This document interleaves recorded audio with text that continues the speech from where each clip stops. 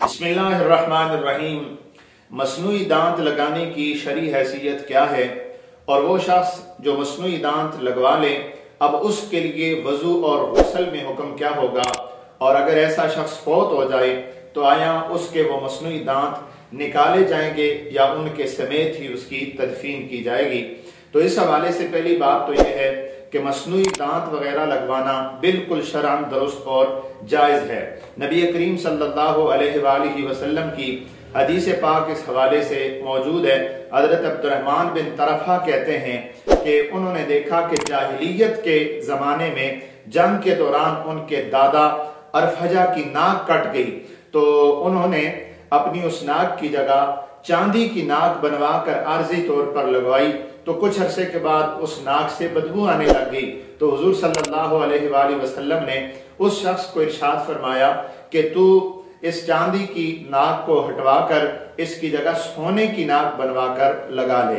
तो आप अलैहिस्सलातु वस्सलाम का ये फरमाना और उसे ये इजाजत देना, बल्कि हुक्म देना, इससे ये बात साबित हो गई कि इंसान का अगर कोई उज़्व नाकारा हो जाए तो उसके मुतबादिल के तौर पर कोई भी मसनूई और आर्जी उज़्व उसकी जगह लगाया जा सकता है। ये हदीस पाक निसाई शरीफ में हदीस नंबर 5165 है, अबू दाऊद के अंदर 4232 है और तिरमिज़ी शरीफ में 1770 नंबर पर यह हदीस मौजूद है। इसके अलावा मुस्नद अहमद में भी यह हदीस इन्हीं अल्फाज के साथ मौजूद है। तो इस हदीस पाक से दो चीजें साबित हो गई। एक बात तो ये साबित हुई कि इंसान के लिए आर्जी उज़्व लगाना, चाहे वो दांत हो, नाक हो, कोई भी हो, वो बिल्कुल दुरुस्त और जायज है। और दूसरी चीज ये साबित हो गई कि मर्द के लिए सिर्फ जीनत के तौर पर, ज़ेबो जीनत के लिए सोने का इस्तेमाल करना इससे मना किया गया है। बाकी अगर वो सोने का दांत लगवाए, सोने की नाक वगैरह लगवाए, तो उसके लिए ऐसा करना बिल्कुल दुरुस्त और बिल्कुल जायज है।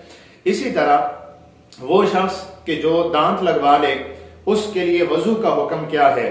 तो वजू में कुली करना चूंकि सुन्नत है, तो आया अगर उसके जो दांत हैं, अगर वो फिक्स दांत हैं तो फिर तो जाहिर है उन्हें निकालना मुमकिन नहीं है। अगर आर्जी ऐसे दांत हैं कि जिनको आसानी से निकाला जा सकता है, तो उन दांतों को निकाल कर वो कुली करेगा ताकि उसकी सुन्नत पूरी हो जाए।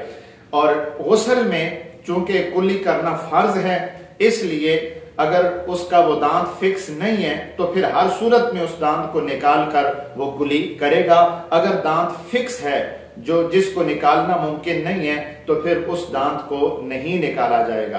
बिल्कुल यही हुक्म उस शख्स के लिए है कि जो फौत हो जाए, अगर उसका मसनूई दांत फिक्स लगा हुआ है तो उस दांत को निकालने की जरूरत नहीं है, उस दांत के समेत ही उसको दफन किया जाएगा। और अगर उसका वो दांत आसानी से निकालना मुमकिन हो तो फिर उस दांत को निकाल कर ही उसकी तदफीन की जाएगी।